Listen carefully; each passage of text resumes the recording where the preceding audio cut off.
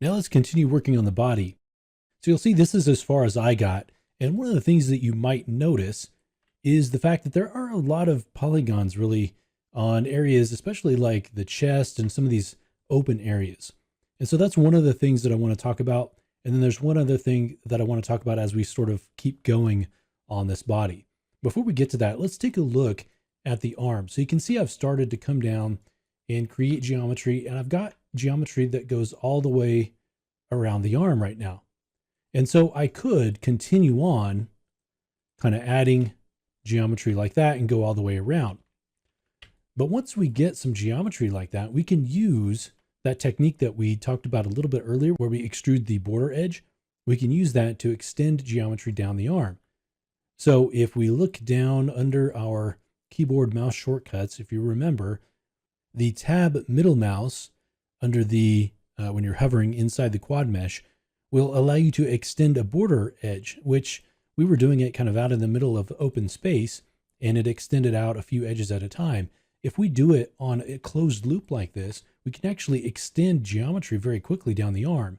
So think about adding points and doing this all the way around every time. Instead of doing that, let's hold down Tab, and then we'll use the middle mouse button to just drag out a loop, and then we'll drag out another one. And you can see each one of those is sticking to the surface. So we can very quickly get all the way down to the elbow. Now, once we get down to this open area, we'll need to modify things a little bit. So we can come in here and start to move these around and figure out how we want to configure these. But having that ability to extrude out that border makes things really fast. Think about if we were to go in and add individual points to bring down the arm all the way down to the elbow, that's going to take quite a bit of time. You can always go in and continue to add individually if you want to, but we can now continue on from here. And for instance, we could come down here and start to make this a little bit more customized around the edge here. And then once we got past it, we could continue that process all the way down. When you get down to the end here, again, you're going to want to make this definition. So you're going to want to have a dot up here, one down on the lower level to make that vertical line. And then you can continue down on both sides. So you're going to get that edge there. Okay, that you want to define that edge, top edge and the bottom edge. On the claws, you want to do the same thing. So you want to have geometry on the claw itself, and then up to the edge of the finger, like that. So you basically have three planes here. You've got this plane where the claw is, you've got this vertical plane where it transitions into the finger, and then you've got the finger. Okay, and then you're going to bring yourself down. Now, as you do this, you're going to notice you're going to want to route geometry into smaller and smaller areas. And the name of this tool is Quad Draw, and that's really what we're able to do here. So for instance, you know, on the arm, if I draw out 3 points, it's not going to let me create a triangle, even though we're making a game mesh and triangles are the lowest and most efficient way we can create a polygon. So can we get triangles? Well, we sure can. We just have to start with a quad. So let's say that we want to create a triangle, like let's say up here, we had this coming in and we wanted to make this actually, make this point part of that. Okay. Well, we couldn't really make a triangle because by default, it's trying to connect 4 points, but we can go in, create a separate point, and then we can simply drag the point. And as we drag those points close, they'll snap together and we can create triangles that way.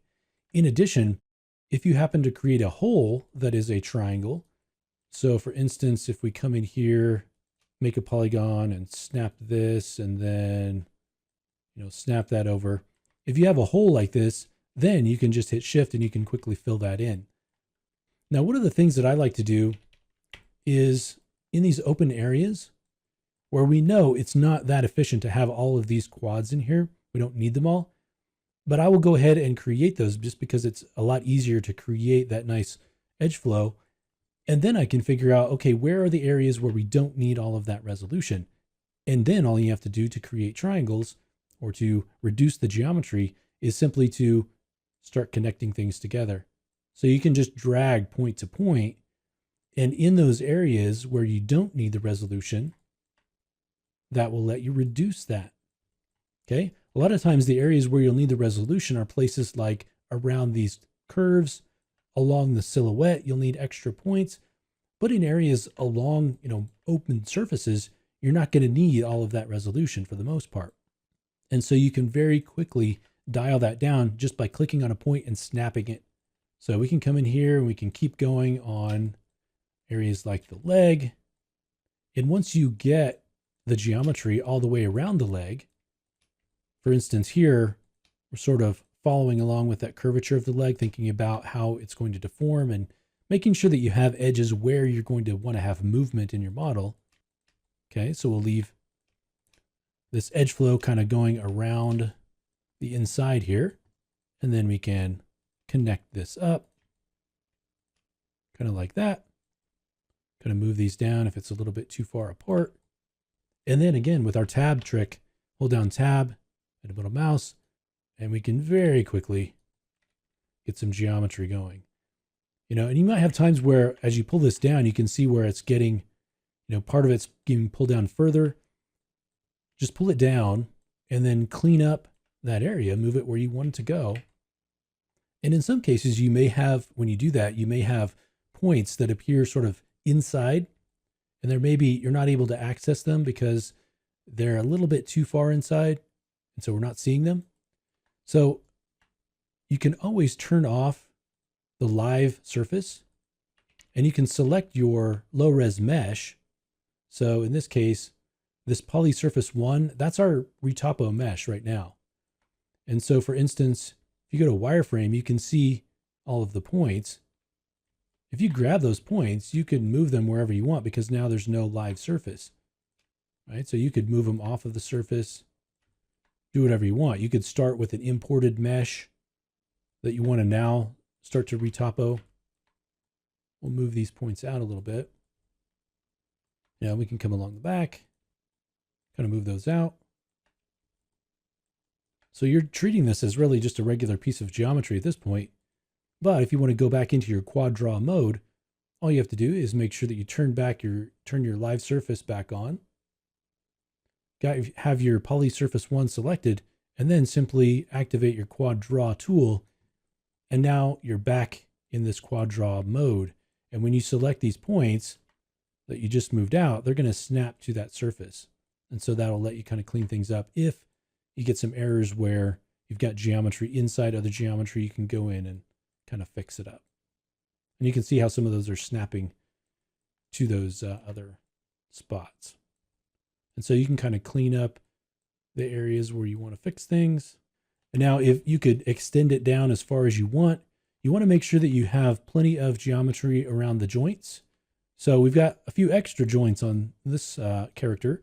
We want to have, make sure we have geometry along the elbow, the wrist, and the hip here, but then also the knee. And then we've got sort of a dog leg. And so we have the ankle up here down to the toes and the feet, or the foot and the toes. And so we have several places where we want to be able to bend the geometry. So you need to make sure that you have some geometry there. And you could connect it up. You can work your way down. You could start here and kind of work your way up. Just thinking about the resolution that you need. You can always transition from a higher area of higher resolution to areas of lower resolution because we do have the ability to use triangles. It is a game mesh, and so after all, that's what we're going to end up with. And so we do have the ability to go in and create using those, which makes things a little bit easier.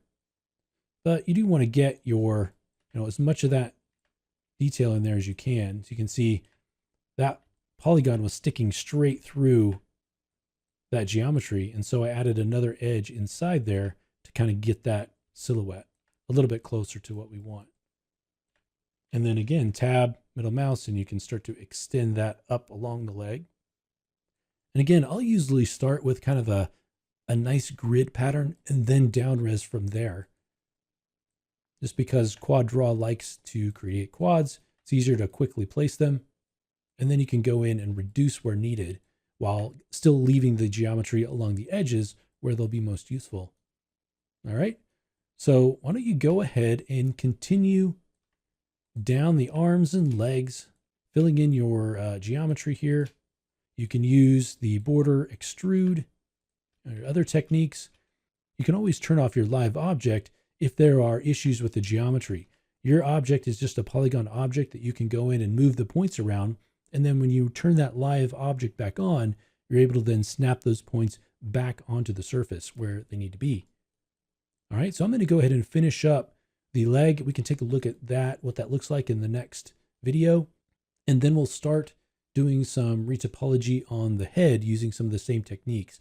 And we've got the heads up display here displaying the faces and triangles here that we're working with. And so that can help us determine kind of the resolution that we're working with. And again, like I said, this resolution isn't totally necessary. It's not too bad, but it's not optimal to get the shape that we want. And so we can certainly, once we get this, go in and start to, connect points together to triangulate that and reduce that a little bit. So we'd have triangles along some of the border areas where we want the curvature, and then reduce it in the areas where we don't. Things like up in here and so forth. All right, so we'll go ahead and let's continue on down the arm, continue on down the leg, and then we'll start working on the head next.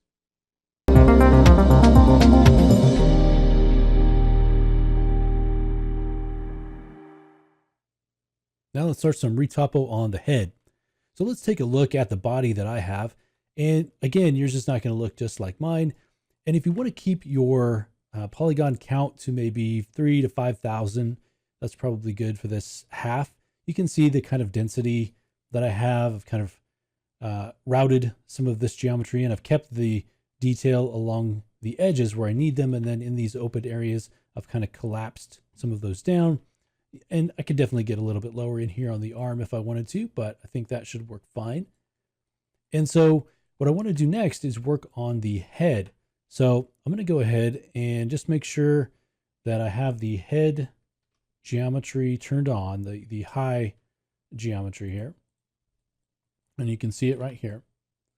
I'm going to go ahead and turn off the body, the high body. All right. And then I'm going to choose the head, and I'm going to make that live. All right. So now the head is live. I'm also going to turn on wireframe on shaded. And I want to be able to see these points because since the neck goes into this area right here, I want to initially set some points here so I know kind of where to put the resolution, because it's going to work a little bit better if those match up just because of how low resolution it is. If we have those separate, depending on how we rig those, we don't have points right on top of each other. There could be a little bit of penetration and or sliding. And so I'm going to try to put some points right in the same spots. All right. So we've got that selected. Now what we can do is come in, and I don't have any objects selected. So I'm going to go to Modeling Toolkit, Quad Draw, and I'm just going to start by just dropping in some initial polygons.